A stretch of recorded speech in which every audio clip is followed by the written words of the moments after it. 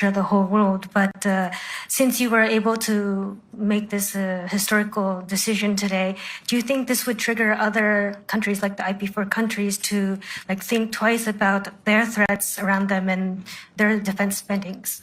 Well, we have this close cooperation. I had yesterday an excellent meeting with the Japanese foreign minister. We will have a meeting with the senior leaders from the Indo-Pacific 4 countries later today, and there will be another meeting also with President Zelensky and European leaders. So, but with the Indo-Pacific 4, we will also meet. And this is because we know that our two areas, so the Euro-Atlantic and the Indo-Pacific, are getting more and more connected. Look at North Korea being so closely involved now in the war efforts, and North Korean soldiers fighting on European soil against, on the Russian side, against Ukraine. That is rather historic.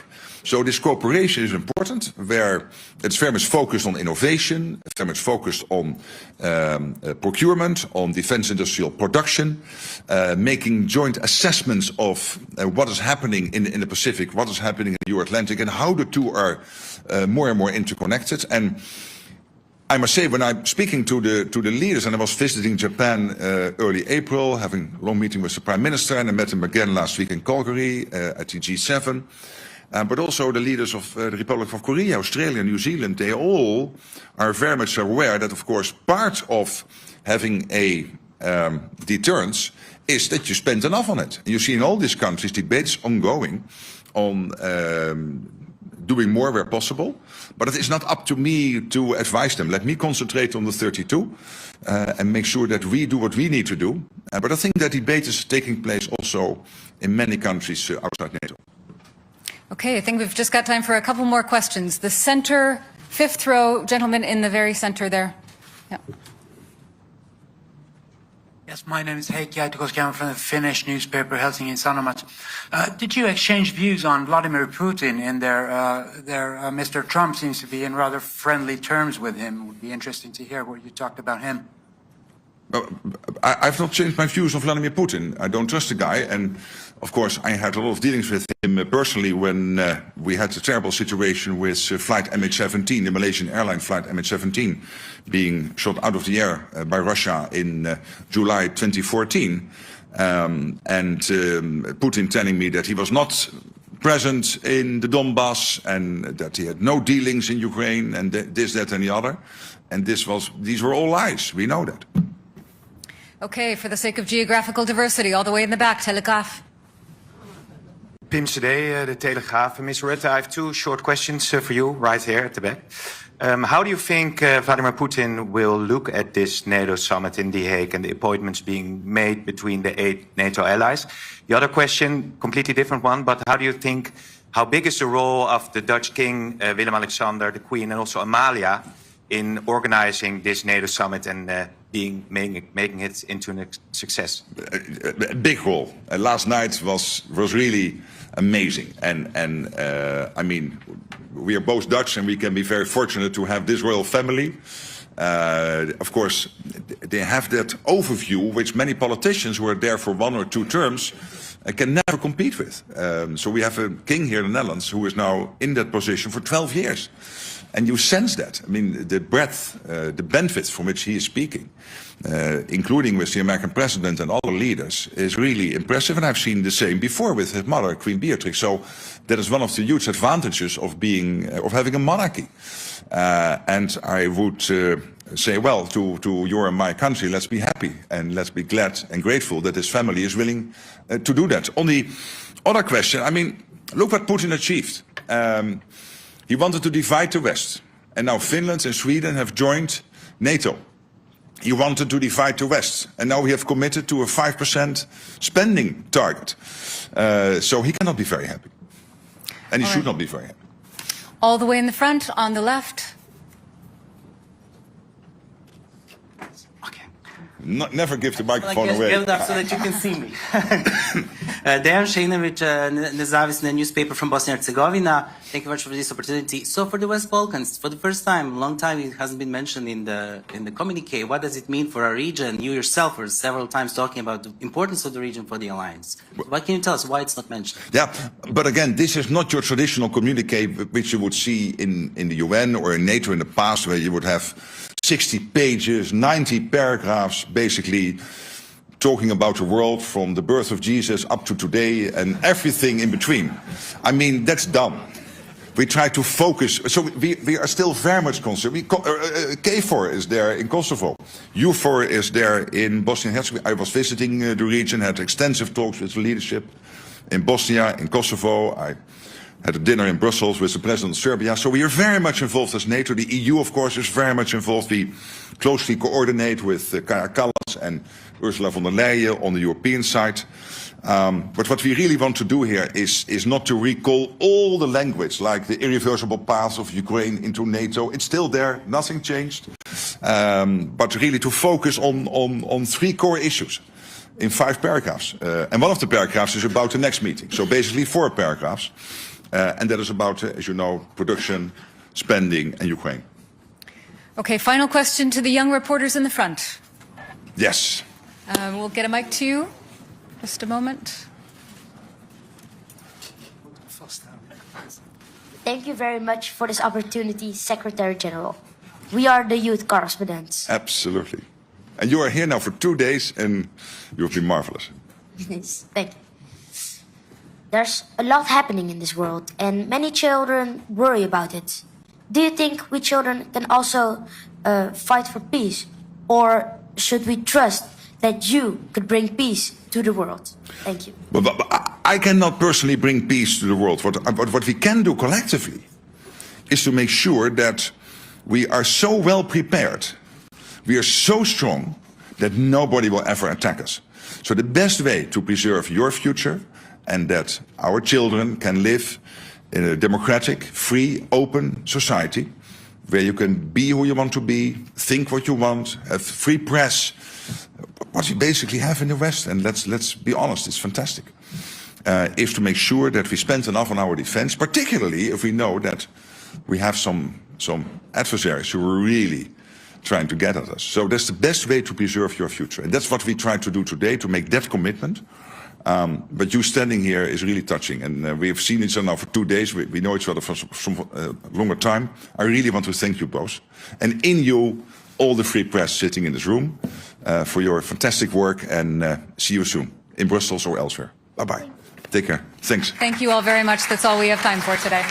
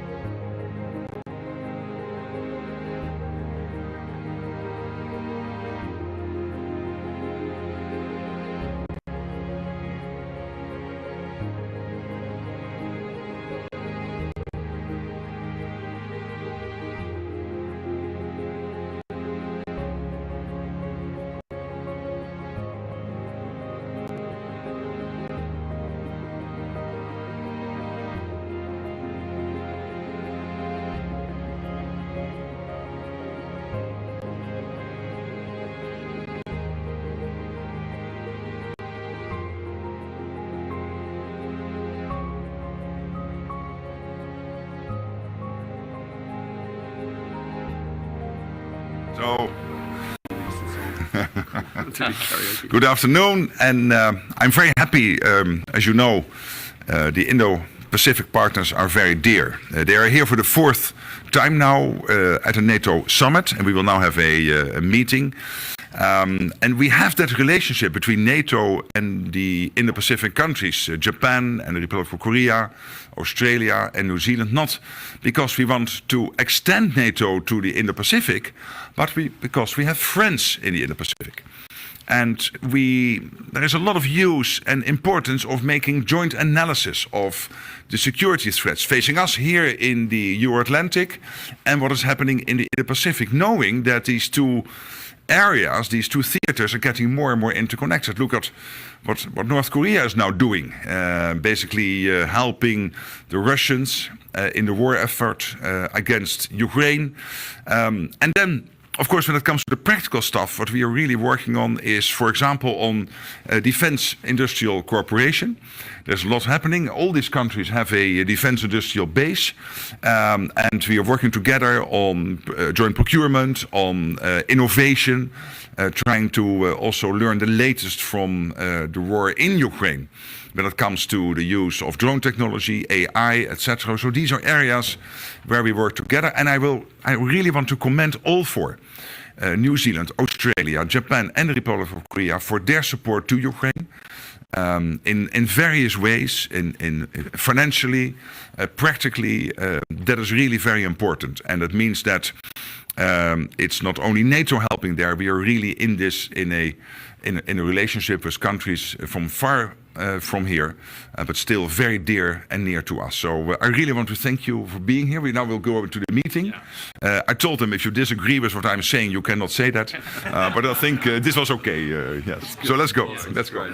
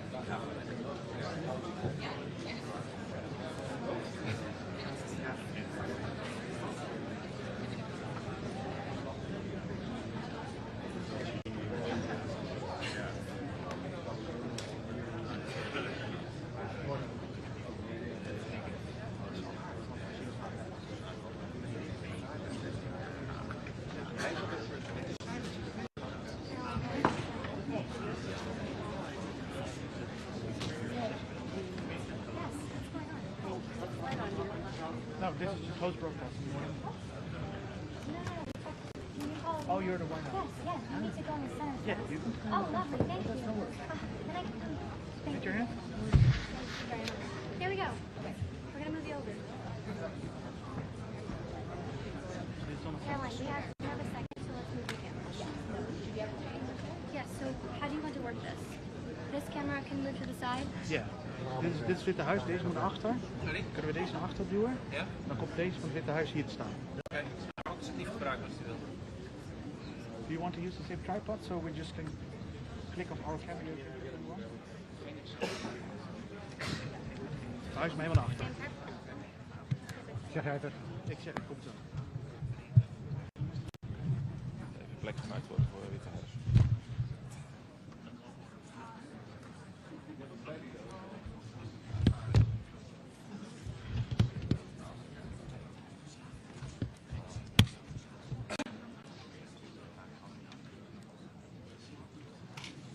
Ze zijn niet heel vriendelijk, zeg maar.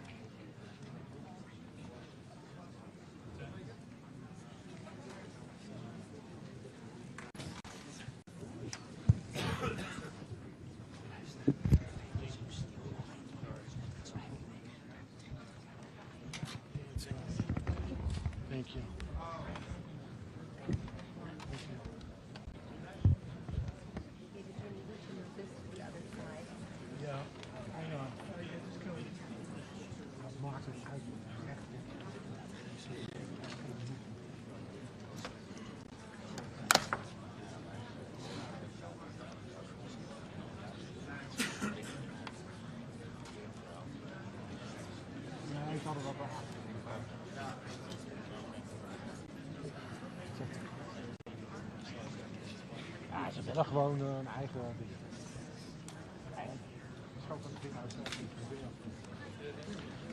I need power.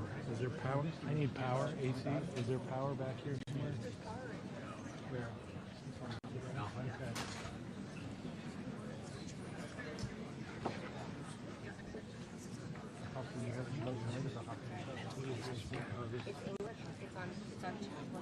Okay. Okay. What else do you need to do? Let me come up there.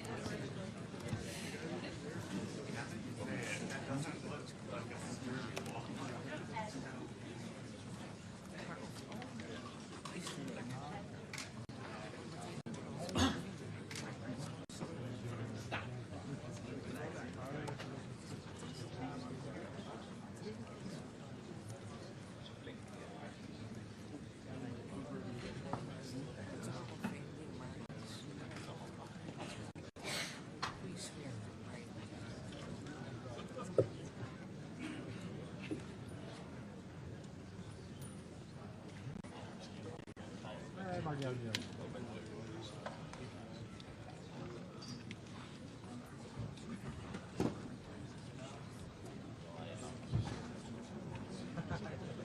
Net zo lang.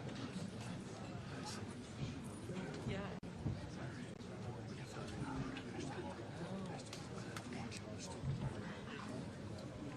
Die zijn ook wel waarschijnlijk van de Amerikaanse media.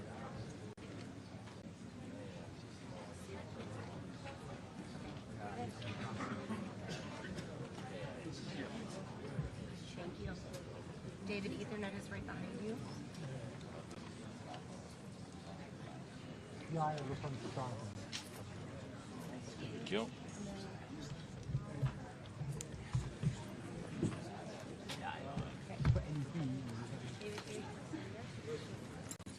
Jullie zijn al 6, dan houdt er ook nog één hoog achter.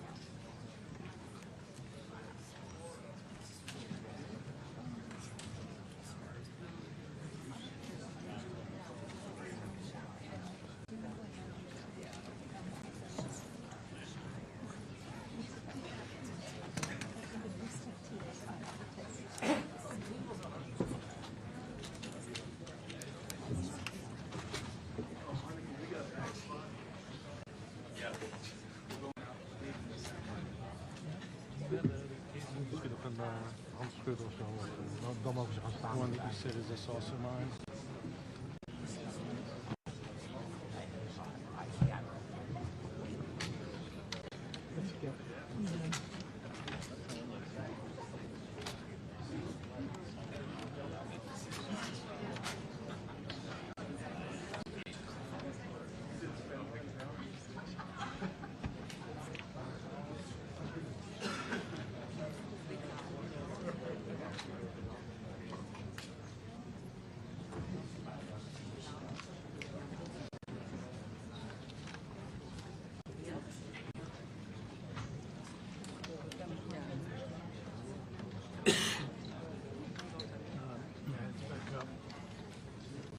Thank you.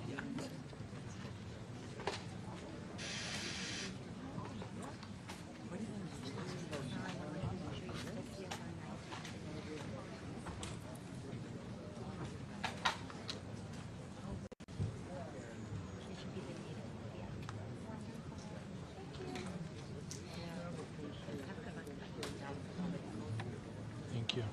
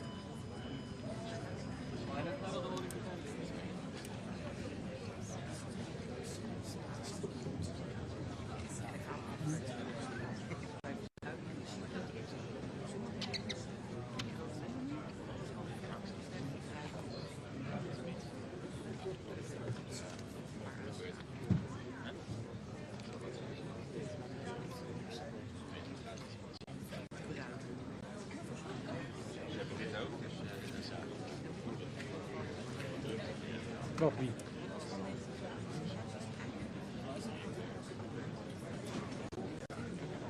Ja, natuurlijk. Wij toch ook? Wij niet.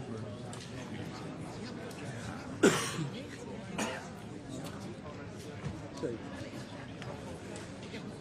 Ja.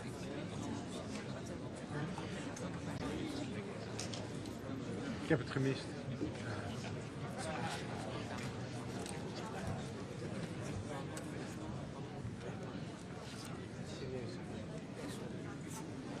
Maar ik kan het echt. Ik weet dat er ook een grond wordt bepaald. Tuurlijk, goed idee. Ik zou dat proberen.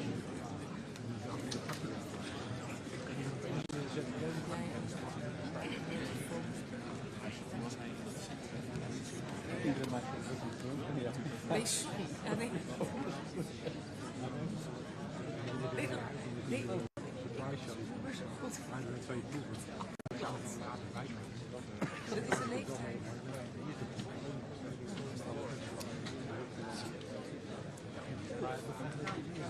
Altijd wel op audio en lange mensen.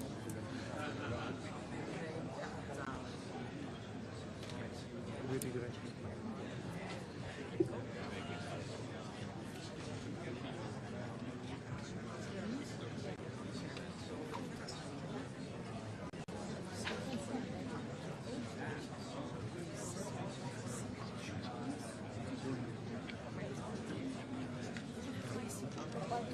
Ja, ja.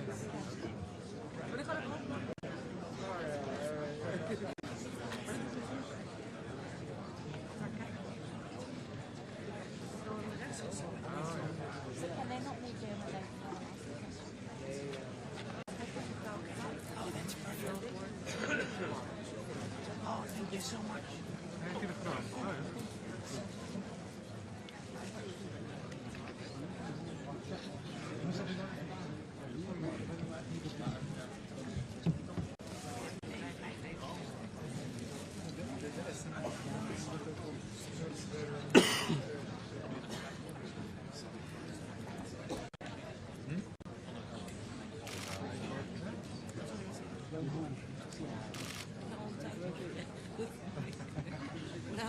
De laatste update is nog steeds. Oh ja.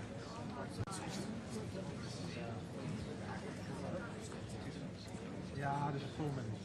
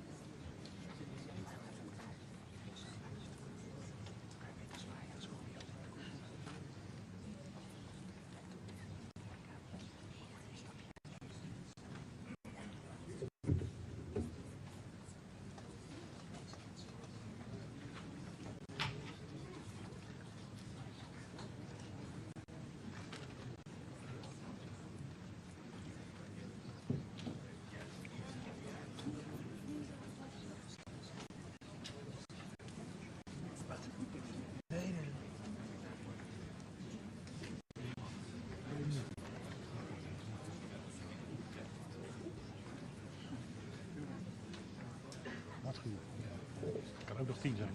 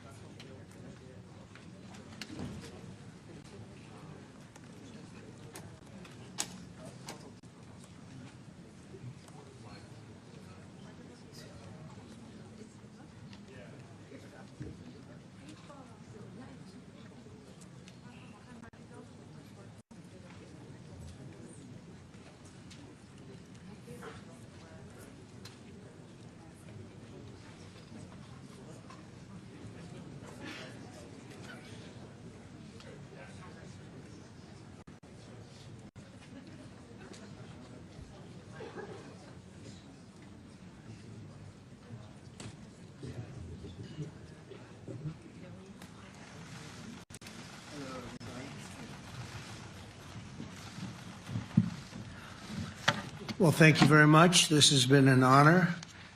It was a fairly long trip, but worth it. Tremendous things have been accomplished, as you probably noticed.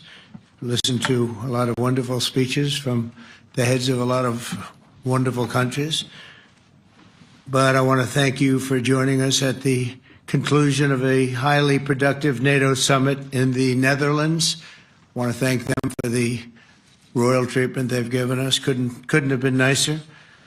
And it's a beautiful country, really a beautiful country. Coming in, I saw the most beautiful trees. In fact, I want to bring some back with me. I want to also thank, I had breakfast this morning with the King and Queen, and they're incredible people. I said, you're central casting. Beautiful people, great people, big, beautiful heart. And I enjoyed that. And also NATO Secretary General Mark Rutte, who's been terrific. He's been a friend of mine, used to be right here running this wonderful country. Now he's the NATO Secretary General. He's doing a fantastic job. And the Prime Minister, we appreciate everything you've done. And as you know, last weekend, the United States successfully carried out a massive precision strike on Iran's nuclear enrichment facilities, and it was very, very successful. It was called obliteration. No other military on earth could have done it, and now this incredible exercise of American strength has paved the way for peace with a historic ceasefire agreement late Monday, and we call it the 12-day war. Spoke to a few people. I guess that just sounded like the right name. It was a 12-day war. And we think it's over. I don't think they're going to be going back at each other. I don't think so.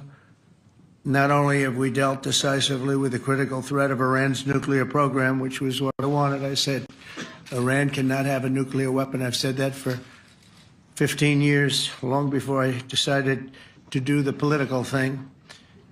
But we've also reasserted the credibility of American deterrence, which is like no other. The people at NATO said is Never been anything. You know, I rebuilt the entire military during my first term.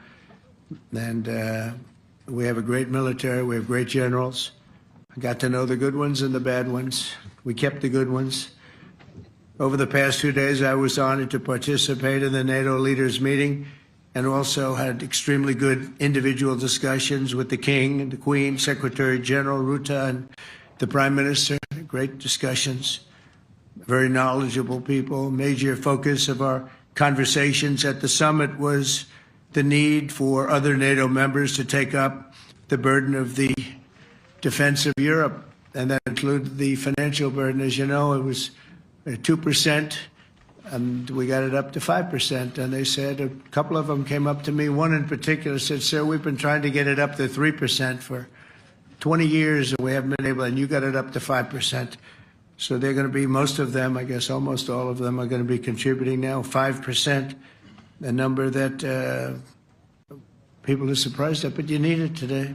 The United States accounts for 2/3 of all NATO defense spending. And since I began pushing for additional commitments in 2017, believe it or not, our allies have increased spending by $700 billion.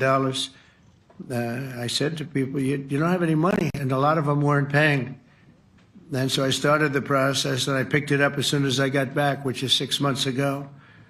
And following my election last November, almost all have accelerated plans to reach the 2%, 3%, 4%, and then ultimately, very quickly, 5%. And all of this is going to be done very quickly, almost immediately. You probably know this as well as I do. I'm sure they've been talking about it. It's really been a big focus. In a very historic milestone this week, the NATO allies committed to dramatically increase their defense spending to that 5% of GDP, something that no one really thought possible. And they said, "You did it, sir, you did it." Well, I don't know if I did it, but I think I did. This will be known as the Hague Defense Commitment, which is pretty good, pretty appropriate. When the allies reach this number, it will add more than $1 trillion a year. Think of that, $1 trillion per year to our common defense. And this is a monument really to victory, but it's a monumental win for the United States, because we were carrying much more than our fair share. It was quite unfair, actually. But this is a big win for Europe and for actually Western civilization. For years, past administrations failed to get most allies to contribute even the 2%. I remember when I came here, we had 4 countries that were up to 2%, and I remember Poland was there. A couple of them were there, and but most of them were. We had 28 at the time. As you know, it's increased a little bit, and they've agreed now to more than double their budgets in all cases. And Europe stepping up to take more responsibility for its security will help prevent future disasters like the horrible situation with Russia and Ukraine, and hopefully we're going to get that solved. Last week they lost 7,000 soldiers, mostly soldiers, but they're also getting hit in Kiev. They're getting hit in some of the towns also. And that means life. Life is disappearing also in the cities and towns. Should have never happened, would have never happened if I was president. I said it 1,000 times, and it never did happen. It's never even thought about. But it's vital that this additional money be spent on very serious military hardware, not bureaucracy. And hopefully that hardware is going to be made in America, because we have the best hardware in the world. You saw that, where 14 missiles were shot at us the other day. And they were very nice. They gave us warning. They said, "We're going to shoot them. Is 1 o'clock okay?" They said, "It's fine." And everybody was emptied off the base, so they couldn't get hurt except for the gunners. They call them the gunners. And out of 14 high-end missiles that were shot at the base in Qatar, all 14, as you know, were shot down by our equipment. Amazing stuff. Amazing that they can do. It's like shooting a bullet with a bullet. It's the same thing if you think about it. 14 out of 14, and they weren't even that surprised. I said, "Do you do that well often?" They say, "We pretty much do, sir." The Ukraine crisis has also highlighted the urgency of rebuilding our defense industrial base, both in the United States and among the allied nations. We cannot afford to be dependent on foreign adversaries for critical minerals. And as you know, we made a deal with Ukraine to take a vast amount of the land they have for minerals. We need it. And once again, I want to thank all of the people in the Netherlands, incredible people. It's a great place. And all of the NATO allies for the tremendous summit that we just had. A letter just came in, and a statement came in from the Atomic Energy Commission of Israel. And I just wondered, this is an official letter, and they're very serious people, as you know. The devastating U.S. strike on Fordo destroyed the site's critical infrastructure and rendered the enrichment facility totally inoperable. It was devastated. We assess that the American strikes on Iran's nuclear facilities has set back Iran's ability to develop nuclear weapons for many years to come. This achievement can continue indefinitely if Iran does not get access to nuclear material, which it won't.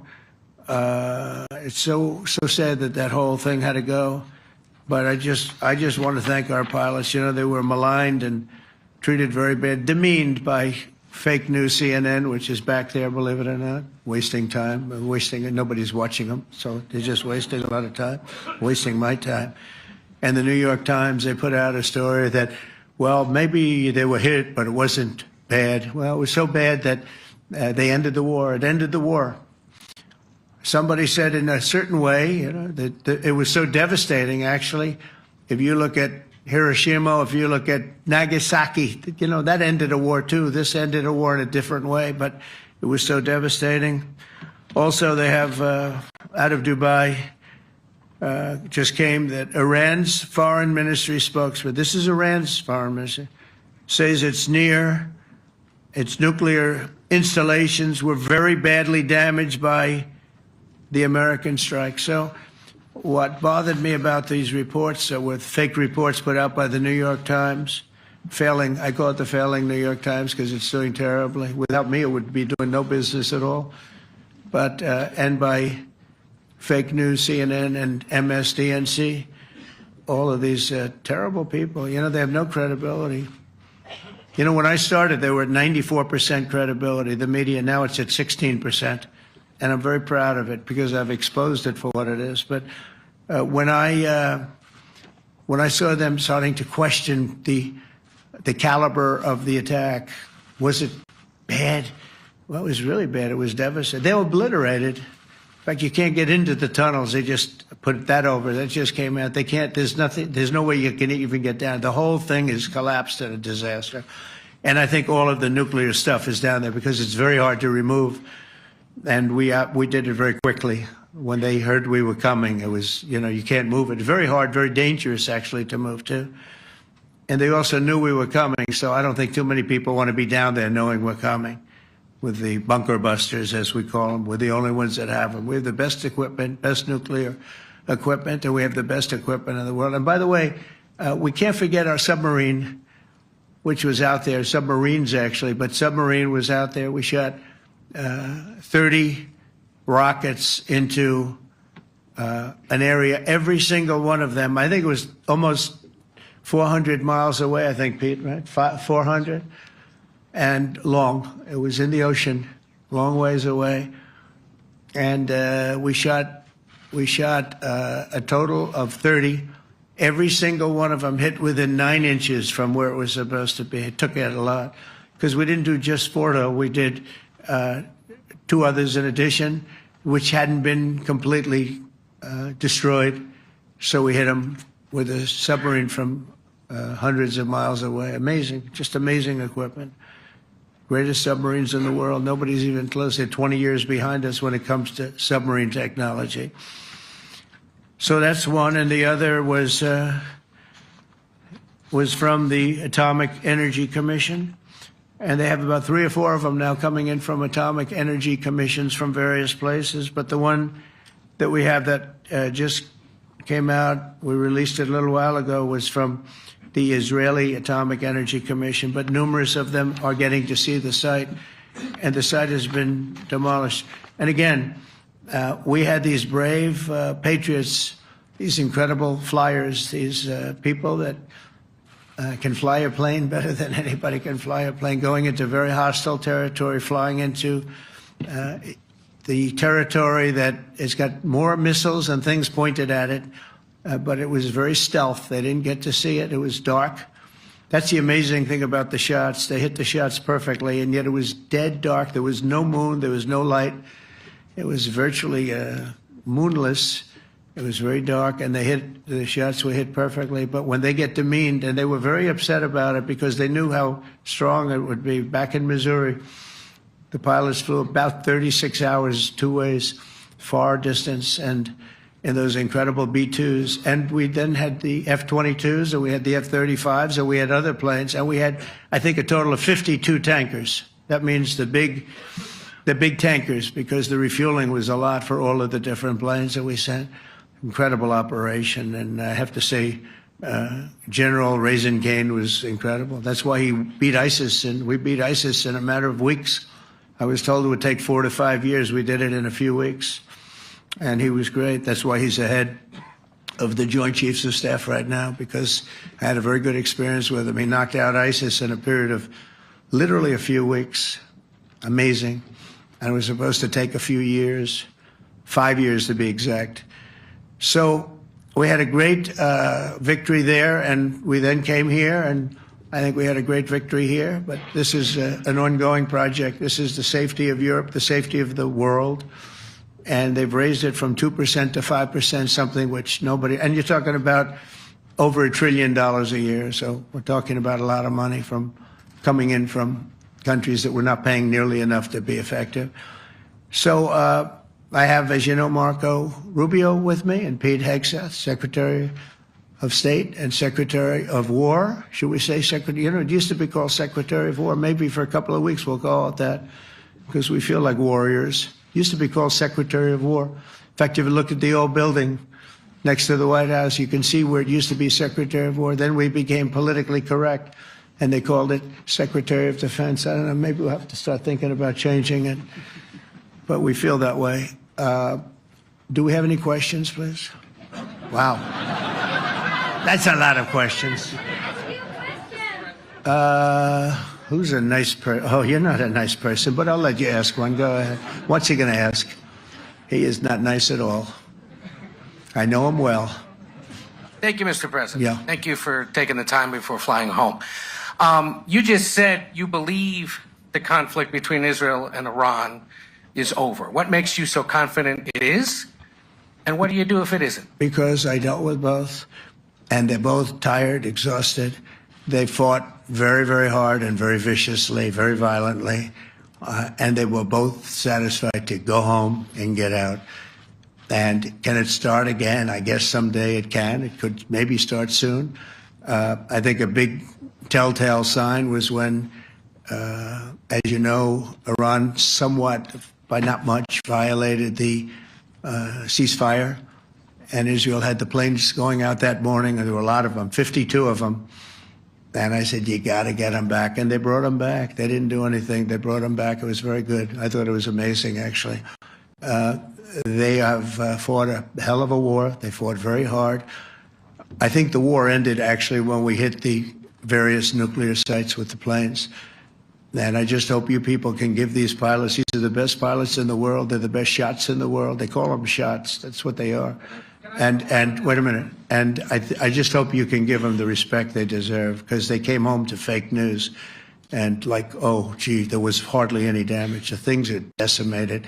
So, but I think, no, I think they're very much finished. I think Israel's going to get back to doing what they do, and I think that Iran's going to get back. You know, Iran has a huge advantage. They have great oil, and they can do things. I don't see them getting back involved in the nuclear business anymore. I think they've had it. They've been at it for 20 years, and I don't see that happening either. Now, if it does, we're always there. It won't be me. It'll be somebody else, but we're there. We'll have to do something about it. Yes, please, go ahead. Go ahead. Oh, fake news, CNN? Oh, yeah, here we go. Wait till you hear this question. You should really say how great our soldiers and our warriors are. I think everyone appreciates our soldiers and our warriors. I do have two questions for you, Mr. President. You just cited Israeli intelligence on these attacks. Earlier, you said U.S. intelligence was inconclusive. Are you relying on Israeli intelligence for your assessment of the impact of the strikes? No, this is also Iran made the statement. And it's also, if you read the document that was given that Pete can talk about if you'd like, the document said it could be very severe damage. But they didn't take that. They said it could be limited or it could be very severe. They really didn't know, other than to say it could be limited or it could be very, very severe.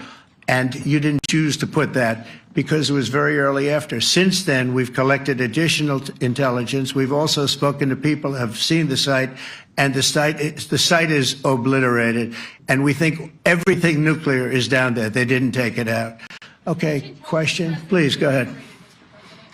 Go ahead. Yeah, blue dress. Thank you so much, Mr. President. Yesterday, you said China can now continue to purchase oil from Iran. Yeah. Are you giving up on your maximum pressure campaign? Because there are sanctions right now. With who? On Iran. No, look, they just had a war. The war was fought. They fought it bravely.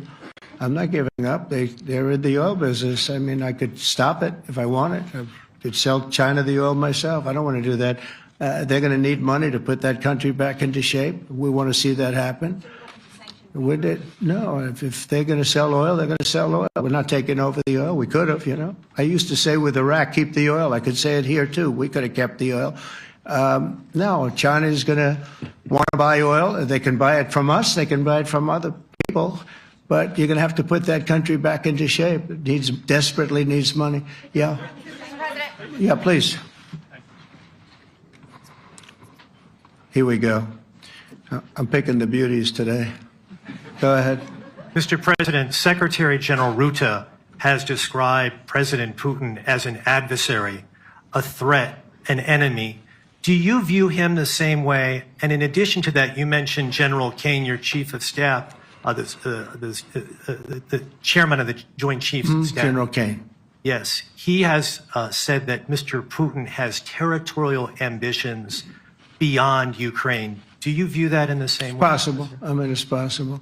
I know one thing. He'd like to settle. He'd like to get out of this thing. It's a mess for him. He called the other day. He said, can I help you with Iran? I said, no, you can help me with Russia. Because, you know, in the last few weeks, we took care of India and Pakistan, Kosovo, Serbia. I think on Friday we have coming in the Congo is coming in, and Rwanda is coming in. That was a vicious war that went on, a machete war, heads chopped off all over Africa. They're coming in. We did two others in addition to that. Nobody's ever done anything like this. No, I consider him a person that's, I think, been misguided. I'm very surprised, actually. I thought we would have had that settled easy. I've settled 4 of them in the meantime. But he did call up, and he said, you know, he's close to Iran. He'd like to help us get a settlement. I said, no, you help me get a settlement with you, with Russia. And I think we're going to be doing that, too. Yeah, please. Go ahead, please. Thank you, Mr. President. You've made clear your position on what impact the strikes had. I wanted to ask you what is next with Iran. For instance, is there any indication from U.S. intelligence that Iran was able to move any material? No, just the opposite. We think we hit them so hard and so fast they didn't get to move. And if you knew about that material, it's very hard and very dangerous to move. It's called, in many people, they call it dust, but it's very, very heavy. It's very, very hard to move. And they were way down, you know, they're 30 stories down. They're literally 30, 35 stories down underground. You think you got it all? Oh, yeah, we think we got it. We think it's covered with granite, concrete, and steel. Can I ask you, are you interested in restarting negotiations with Iran? And if so, have they reciprocated? So our people, Marco could answer this, but our people are not, I'm not. The way I look at it, they fought, the war's done, and, you know, I could get a statement that they're not going to go nuclear. We're probably going to ask for that, but they're not going to be doing it. But they're not going to be doing it anyway. They've had it. They've had it. Now, maybe someday in the future we'll want that. But I've asked Marco, do you want to draw, I just asked him the question as we were walking on the stage, do you want to draw up a little agreement for them to sign? Because I think we can get them to sign it. I don't think it's necessary. Marco, do you want to talk about that, please? Well, Mr. President, I think President Trump has shown a willingness to meet and talk to anybody in the world who's interested in peace.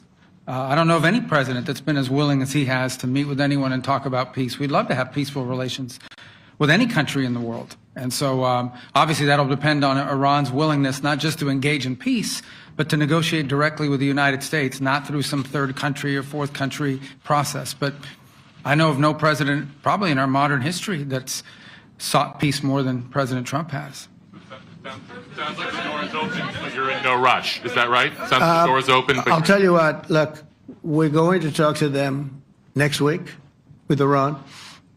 We may sign an agreement. I don't know. To me, I don't think it's that necessary. I mean, they had a war, they fought. Now they're going back to their world. I don't care if I have an agreement or not. The only thing we'd be asking for is what we were asking for before about we want no nuclear, but we destroyed the nuclear. In other words, it's destroyed. I said, Iran will not have nuclear. Well, we blew it up. It's blown up to kingdom come. And so I don't feel very strongly about it. If we got a document, wouldn't be bad. We're going to meet with them, actually. We're going to meet with them. Yeah. Yeah, go ahead, please. Yes. Mr. President, Netherlands TV, thank you for visiting our country. Good. As I understood, Thank you. I, of course, would like to know how you slept last night at the House of the King. Oh, I slept beautifully. But probably a more serious question. I think you just had a meeting with President Zelensky. Did you discuss any ceasefire in this Russo-Ukrainian? No. I wanted to know how he's doing. He was very nice, actually. You know, we had little rough times sometimes. He was couldn't have been nicer. I think he'd like to see an end to this. I do. I think what I took from the meeting couldn't have been nicer, actually. But I took from the meeting that he'd like to see it end.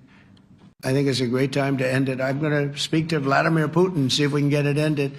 But look, these are brave people. They're fighting these wars all over the place. You know, last week they had, I guess, I told you, close to 7,000 young soldiers, Russian and Ukrainian soldiers were killed, 7,000 in 1 week.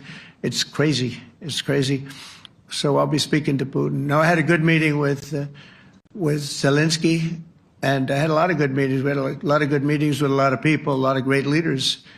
But he's fighting a brave battle. It's a tough battle. Yeah. Go ahead, white dress. Thank you. Ida Hallikainen from Finland, Ilta-Sanomat. Good. You have played golf with President Alexander Stubb. How do you see Finland as a NATO ally and partner, and how would you describe your relationship with our president? Well, he's a very good golfer, okay? In fact, he was on his college golf team. He went to a good college in the South, as you know, a very good college, and he was a good golfer. We had a good time. I think my relationship's great. I want to buy icebreakers. You know, you're very good at icebreakers. And I actually made him an offer. I didn't go to Congress. They'll try and impeach me for this. But there's an old, it's not old, it's fairly new, but it's used icebreaker. And I offered him about 1/3 of what he asked for.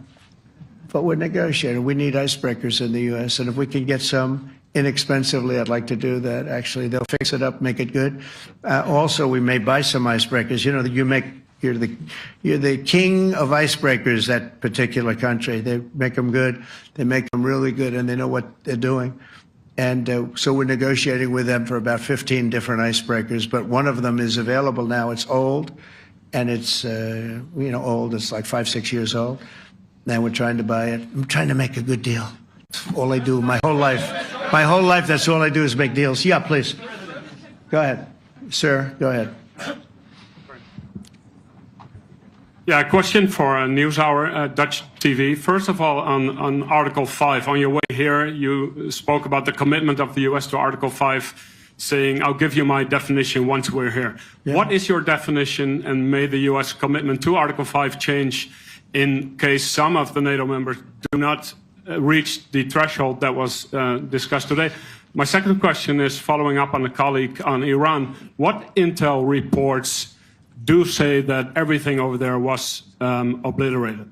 Yeah, well, there are numerous of those reports, and they're coming out fast and furious. But the most respected ones we've already seen. And I will say that on a very confidential basis, they're looking at the reports, like numerous reports, and including people going to the site and checking the site. And they're going to be having, I guess you're going to be having over the next couple of days a full, you're going to encapsulate it. But no, the site was obliterated, just like I said it was. And just like the pilots should be given credit for. As far as Article 5, look, when I came here because it was something I'm supposed to be doing, but I left here a little bit differently. I said, I watched the heads of these countries get up, and the love and the passion that they showed for their country was unbelievable. I've never seen quite anything like it. They want to protect their country, and they need the United States. And without the United States, it's not going to be the same. And you can ask Mark, or you can ask any of the people that were there. It was really moving to see it. They love their country. They were so respectful of me because I'm the head of the United States. And I made, the King of Saudi Arabia, when I was in the Middle East. So I was in Qatar for a different reason, not a reason to get shot at. We were in there for economic development reasons, Qatar, UAE, and Saudi Arabia. All three leaders of those countries, and we took back $5.1 trillion into the United States. All three leaders said, you're presiding over the hottest country in the world. The United States right now is the hottest. Everybody wants to be there. Everybody wants a piece of it. He said, a year ago, your country was dead. You had a deadhead running it. You had a country that was dead, and it was dead. You had people pouring through the borders. You had inflation. You had everything. He said, you've made it in 5 months at that time. You've made it the hottest country. This is the hottest country in the world. The United States right now is the hottest country in the world. And when I was around that table, it was a nice group of people, many of whom I knew from previous. When I saw the passion they had for the country, almost everyone, and you probably have the tapes, it was very public, but almost every one of them said, thank God for the United States. Without the United States, they couldn't really have NATO. It wouldn't work. It wouldn't work. It will in the future because now they're paying much more money, but it wouldn't work. It was great. And I left here differently. I left here saying that these people really love their countries. It's not a ripoff, and we're here to help them protect their country. Okay, we'll do one or two more.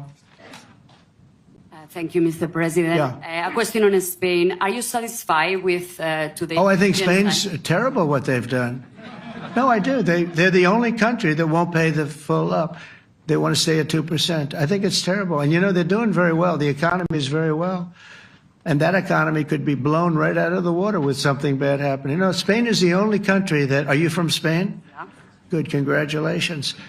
You're the only country that is not paying. I don't know what the problem is. I think it's too bad. So we'll make it up. You know what we're going to do? We're negotiating with Spain on a trade deal. We're going to make them pay twice as much. And I'm actually serious about that. We're going to make Spain... I like Spain. I have so many people from Spain that it's a great place and they're great people. But Spain is the only country out of all of the countries that refuses to pay. And, so they want a little bit of a free ride. But they'll have to pay it back to us on trade because I'm not going to let that happen. It's unfair. It's unfair to NATO. All right, sir, please. Go ahead, right in the back. Yeah, you, tall one. The tall man. Mr. President, Johannes Petra from Austrian National Television. How are you? You once said that you would end the Ukraine war in 24 hours. You later said you said that sarcastically. Well, of course it was sarcastic. But you've now been in office for 5 months and 5 days. Why have you not been able to end the Ukraine war? Because it's more difficult than people would have any idea. Vladimir Putin has been more difficult. Frankly, I had some problems with Zelensky. You may have read about him.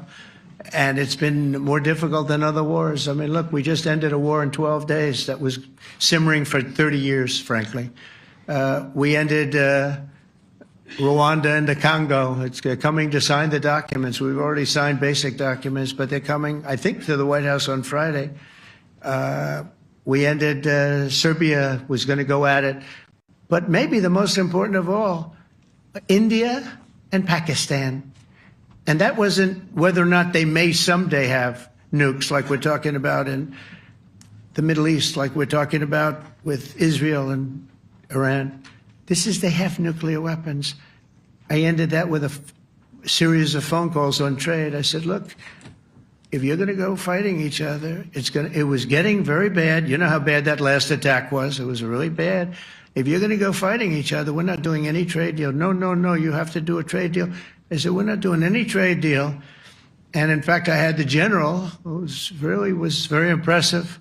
The general from Pakistan was in my office last week. You know, Prime Minister Modi is a great friend of mine. He's a great gentleman. He's a great man. And I got them to reason. I said, we're not doing a trade deal if you're going to fight. And if you're going to fight each other, we're not doing a trade deal. And you know what? They said, no, I want to do the trade deal. We stopped the nuclear war. Go ahead. Go ahead, Jeff. Here's another beauty, Jeff. He's a beauty, all right. Go ahead.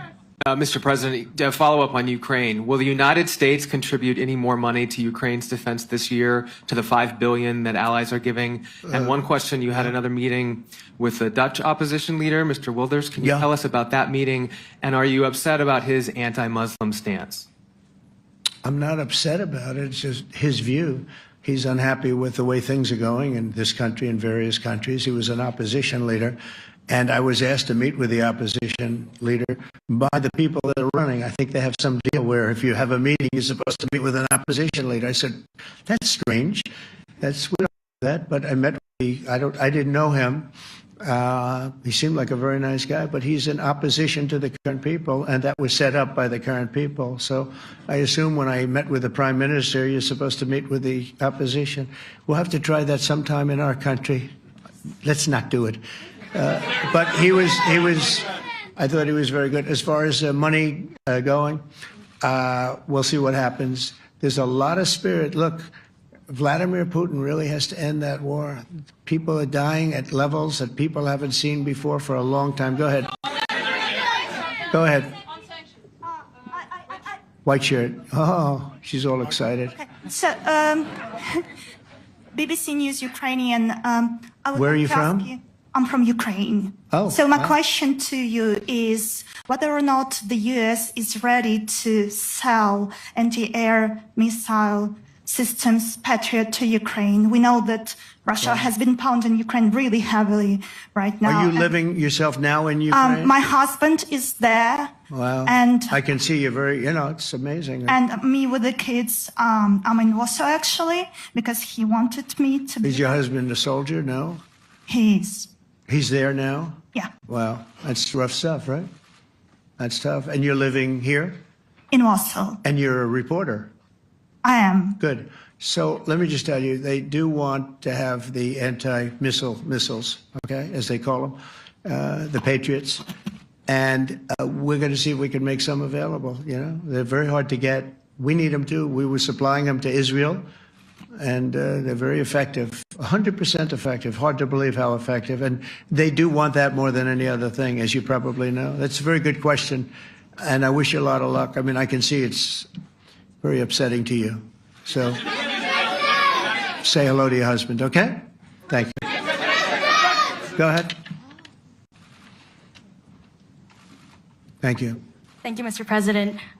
You were criticizing... Where are you from? Bloomberg News. Oh, Bloomberg. That's wonderful. You were criticizing the Federal Reserve Chair before coming to this summit. Yeah, I think he's terrible. I was wondering if you've begun interviewing different candidates for the Fed pick. Yeah, I know within 3 or 4 people who are going to pick. I mean, he goes up pretty soon, fortunately, because I think he's terrible. We have no inflation. We have a tremendous economy. Hundreds of billions of dollars of tariff money is pouring in. Factories are being built because they don't want to pay the tariffs, so they're building them all over the country. I think we're close to $15 trillion. I told you $5.1 trillion from the Middle East alone, but of investment money coming in. There's never been anything like that in the history of our country.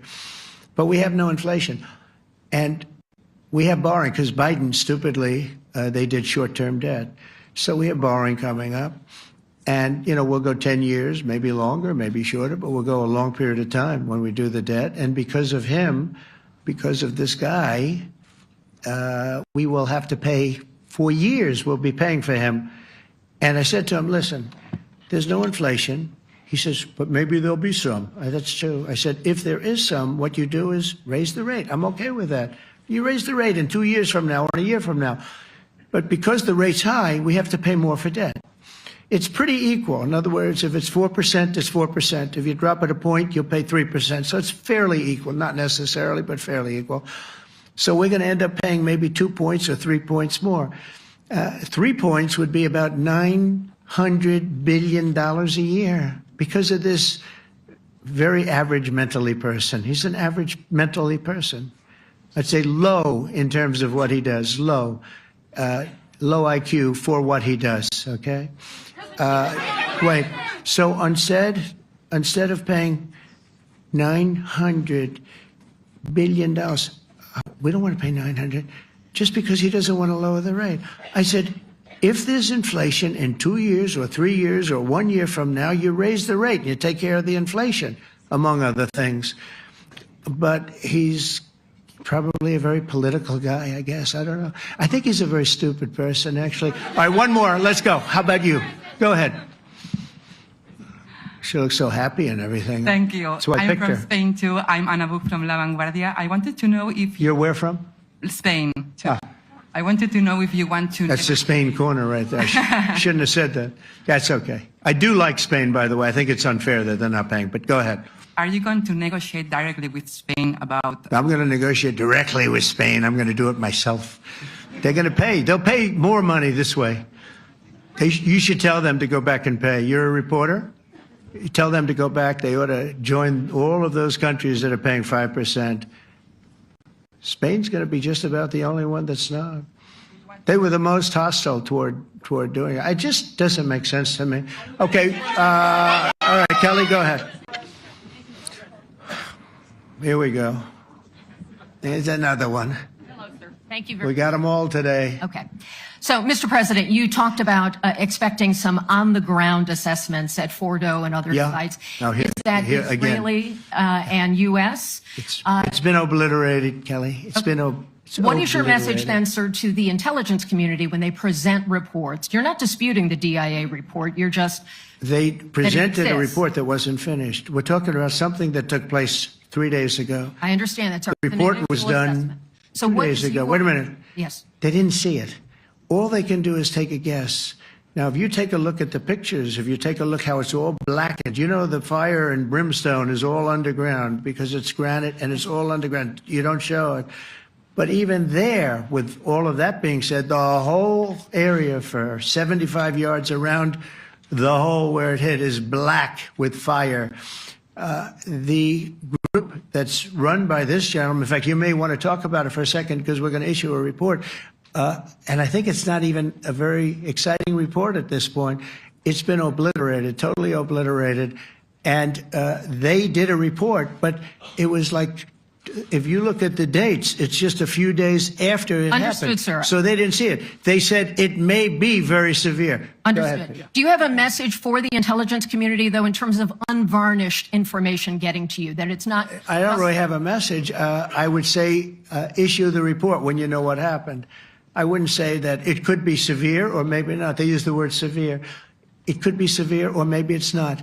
And briefly- So people like you picked up and said, oh, it's not severe. We're just No, looking for the the report was not a complete report. Yeah, the message was probably wait till you know the answer before you... And, Go sir, ahead. did you not have a public component to your Zelensky meeting for a tactical reason with President Putin? Let him answer this one. Hello, Mr. Secretary. Yeah.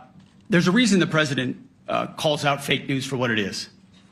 These pilots, these refuelers, these fighters, these air defenders, the skill and the courage it took to go into enemy territory flying 36 hours on behalf of the American people and the world to take out a nuclear program is beyond what anyone in this audience can fathom. And then the instinct of CNN, the instinct of the New York Times is to try to find a way to spin it for their own political reasons to try to hurt President Trump or our country. They don't care what the troops think. They don't care what the world thinks. They want to spin it to try to make him look bad based on a leak. Of course, we've all seen plenty of leakers. And what do leakers do? They have agendas. And what do? Do they share the whole information or just the part that they want to introduce? And when they introduce that preliminary, a preliminary report that's deemed to be a low assessment, you know what a low assessment means? Low confidence in the data in that report. And why is there low confidence? Because all of the evidence of what was just bombed by 12 30,000-pound bombs is buried under a mountain, devastated and obliterated. So if you want to make an assessment of what happened at Fordo, you better get a big shovel and go really deep, because Iran's nuclear program is obliterated. And somebody somewhere is trying to leak something to say, oh, with low confidence, we think maybe it's moderate. Those that dropped the bombs precisely in the right place know exactly what happened when that exploded. And you know who else knows? Iran. That's why they came to the table right away, because their nuclear capabilities have been set back beyond what they thought were possible because of the courage of a commander-in-chief who led our troops, despite what the fake news wants to say. But you're not disputing the report said what it said, even though it was initial. The report said what it said, and it was fine. It was severe, they think, but they had no idea. They shouldn't have issued a report until they did. But we've gotten the information. I think Pete said it better than you can say it. And, you know, you should be proud, you, especially you, should be proud of those pilots, and you shouldn't be trying to demean them. No, those pilots flew at great risk, a big chance that they'd never come back home and see their husbands or their wives. Let me just tell you, you and NBC, fake news, which is one of the worst, and CNN, New York Times, are all bad. They're sick. There's something wrong with them. But you know what? You should be praising those people instead of trying to find some. By getting me, by trying to go and get me, you're hurting those people. They were devastated. You know, I got a call from Missouri, great state, that I won 3 times by a lot. And I got a call that the pilots and the people on the plane were devastated because they were trying to minimize the attack. And they all said it was hit. But we don't think it was really maybe hit that badly. And they were devastated. They put their lives on the line, and then they have, and I'm not referring to you, but real scum come out and write reports that are as negative as they could possibly be. It should be the opposite. You should make them heroes and heroines. You should make them really people that they were so devastated when they heard this news. And you know what they said? One of them, I spoke to one of them, said, "Sir, we hit the site. It was perfect. It was dead on," because they don't understand fake news, because they have a normal life, except they have to fly very big, very fast planes. But it's a shame. You should be making them heroes. All right, in the back. Go ahead, back, white, yeah. White jacket, yeah. Go ahead, give me a mic. Hello. Deborah Haynes from Sky News. Good. Mark Rutte, the NATO chief, who is your friend, he called you daddy earlier. Do you regard your NATO allies as kind of children? No, he likes me. I think he likes me. If he doesn't, I'll let you know. I'll come back and I'll hit him hard, okay? No? He did it very affectionate. Daddy, you're my daddy. Do you regard your NATO allies, though, as kind of like children, and they're obviously listening to you and they're spending more, and you're obviously appreciative of that, but do you hope that actually they're going to be able to defend themselves, defend Europe on their own? I think they need help a little bit at the beginning, and I think they'll be able to, and I think they're going to remember this day. And this was a big day for NATO. You know, this was a very big day. They took it. One of the gentlemen said, "You know what? We've been trying to raise money raise the rate for 30 years," he said, 20 years, from almost the beginning. And he's been there for a long time. He said, until you came along, it never happened. What you did is amazing. It's been sort of an amazing day for a lot of reasons, but also for that. Yeah, go ahead. Do you think they can do it without you, though, in the future? Can they do it without Well, ask Mark. States? I mean, you have to ask Mark, okay? So we're heading back. I want to thank these 2 gentlemen behind me. They're incredible people. Both of them, they've done a fantastic job. And Susie's in the front, and she's done great. And Monica, thank you very much. That was quite an exciting time. and we're going to be heading back. We'll be back soon, and we'll see you in Washington, D.C. Remember this, we have the hottest country anywhere in the world. Thank you very much, everybody. Thank you.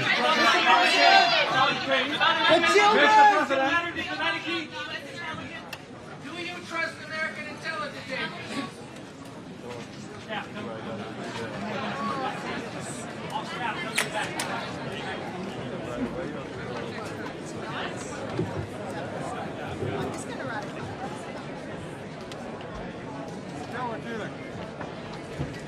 Zelfs een goede cadeau.